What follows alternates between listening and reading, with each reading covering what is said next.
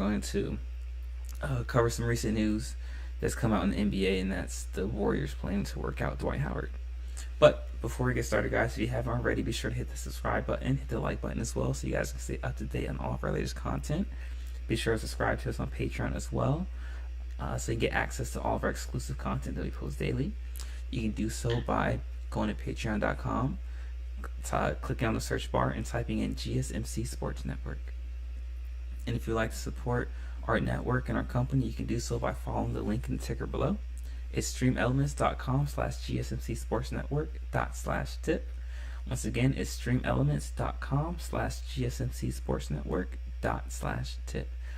None of this is possible without you guys, the fans. So we're just so grateful for all the support, all the love, and all the everything that you guys show us and that you guys give us. We're just so grateful. And it's an honor to use this platform to spread insight and knowledge on the game of basketball from a slightly different perspective that you won't get anywhere else. So, I'm just grateful that you guys are tuning in. So thank you guys so much. With that being said, though, let's hop right into it, guys. So we've got some interesting news to cover in the NBA. As I just stated, the Warriors do plan on bringing in free agent Dwight Howard.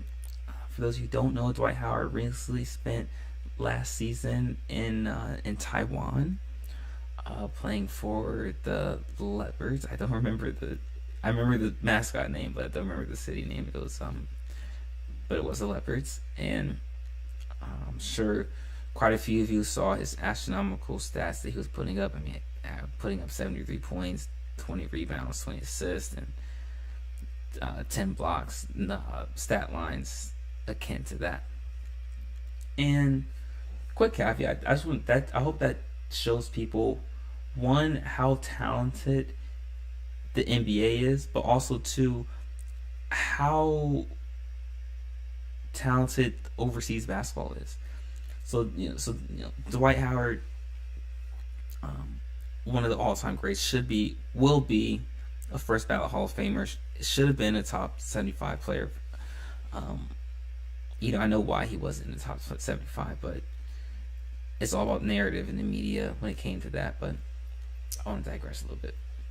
I hope that those stat lines that Dwight Howard put up shows how talented the NBA players are. Even though the 15th man on a 15-man roster in the NBA would be phenomenal, astronomically better than anyone else, any average Joe Blow. But also, this shows that there's a lot of talent in overseas basketball for Dwight Howard to say, listen, I find this a commensurate league, good enough league for me to go over and stay in shape and still play against some sort of level of talent. I say it all the time that there's a lot of talent in overseas basketball, and there are guys that play overseas that should be playing in the NBA. But when it comes to the NBA, a lot of it is branding, and I don't want to use the word politics, but it's more so branding and who your agent knows and who knows your agent, and can the team market you. Even when it comes to getting on the G League team, or when it comes to getting a two-way contract, all that plays a factor. Like, who's more marketable? Who are the fans going to be more likely to gravitate towards? Who has a more appealing presence in the media? Things like that play a factor when teams are signing not just 15, the guys on the lower end of the roster, but also two-way players and guys that are in the rotation. All that plays a factor when teams are signing these guys. And what you start to notice is, and I'm only saying this from experience, is that the higher you get, the higher level you get in sports, in basketball specifically, the higher the league you get, is less about your skill set and more so about your marketability, especially in the NBA.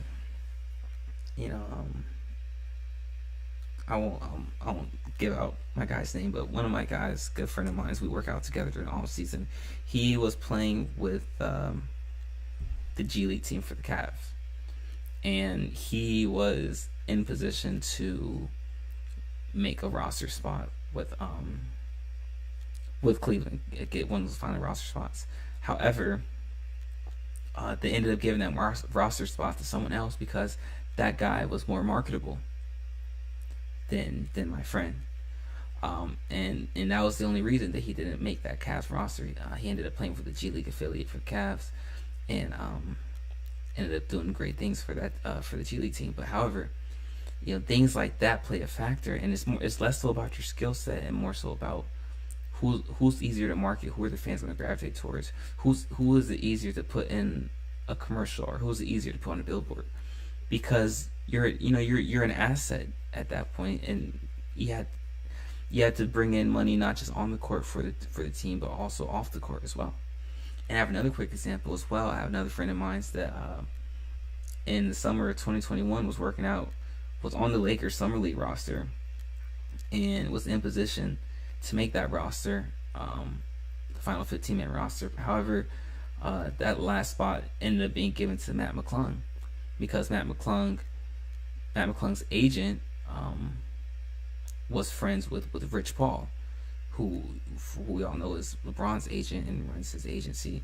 And so that sort of networking and who do you know and who does your agent know, that all plays a factor when it comes to getting these roster spots. And not only that, but also Matt McClung was more marketable and more of a household name than my friend was, who was in contention to make that last roster spot. And especially in a market like LA, it's all about branding. It's all about building your brand up and your name off the court. So who is going to be easier to market? And Matt McClung was the easier choice for that.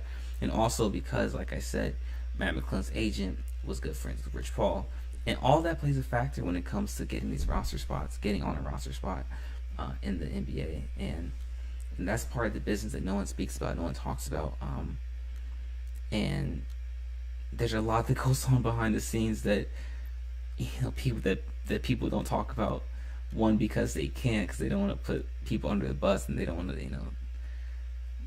quote unquote expose anybody. But man, there's a lot of stuff that goes on behind the scenes. There's a lot of stuff that goes on behind those doors and in those signing rooms, and it's less about basketball than it ever was, and more so just about who do you know and your branding, who are you able to market more. And Dwight Howard is another example of that, where it's no question that Dwight's leadership and Dwight's veteran presence could be used in a locker room on one of these 30 NBA teams. And the fact that he's getting a roster or getting a workout with the Warriors right now is unfortunate, because it should have never come to this. Dwight's the first ballot Hall of Famer, like I said. Multiple Defensive Player of the Years, multiple All Defensive First Teams, led the team to the NBA Finals. Dwight's no question one of the best centers of all time, arguably top 5 center of all time. If you ask me, he's top 5 center of all time. No question about it, top 75 player of all time. But however, he doesn't get a lot of that recognition, a lot of those accolades, because he doesn't have the best image, and the media doesn't portray him in the best light. And all that goes into factor when developing a Hall of Fame career. Were you charismatic with the media? Were you able to develop a cult of personality? That's why Kareem, I have him as the second greatest player of all time, but that's why he'll never be in contention for the greatest player of all time, because he was so he was so almost dismissive to the media, and he was so not obtuse, but very standoffish towards the media. And he lacked that sort of charisma when it came to interacting with the media, and that's something you see quite often with players and people that are highly intelligent. They don't necessarily tend to worry about developing that charismatic nature or having a warming personality, or a personality that people gravitate towards. And you see that a lot amongst people that are highly intelligent. And Kareem was just like that. And that all plays a factor in developing yourself for one of the greatest players of all time. And the difference between Dwight was charismatic, but however, when Dwight got to LA, his rapport with Kobe Bryant is when people's perception of Dwight started to shift, because people, especially in LA, were so, they loved Kobe so much. Anything that went against Kobe or didn't align with what Kobe saw, they saw it as the enemy. They saw it as something that was not less than, but they would denigrate it. And so that's what they did with Dwight Howard. Dwight and Kobe bumped heads, and so they ran Dwight's image and persona into the ground from the media. And that's why he didn't have those sort of issues, he wasn't portrayed that way in the media before he got to LA. And then it was hard for him to shake that stigma all throughout his career, even after he left LA. And it's because of the issues he had with Kobe. And it seems that, well, it doesn't see. This is a prime example of how that can have how all of this affects the marketability and the media persona and the cult of personality. All that plays a factor into getting a job. And Dwight is a perfect example of how talent won't always be able to get you a job. And there's no question that Dwight can play he could be on somebody's roster in the NBA right now. And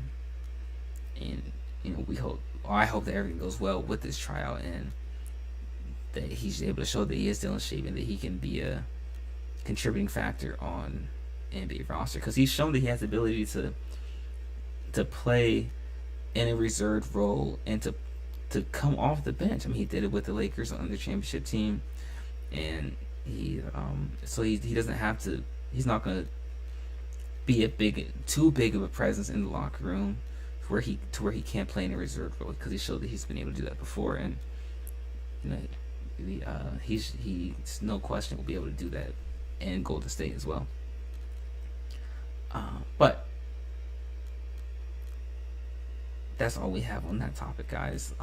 In our next segment, we're going to be covering some recent WNBA action, the Aces and their dominant performance against the Sky in that series. We're going to cover that, and also we're going to discuss the concept of what it means to actually be like water.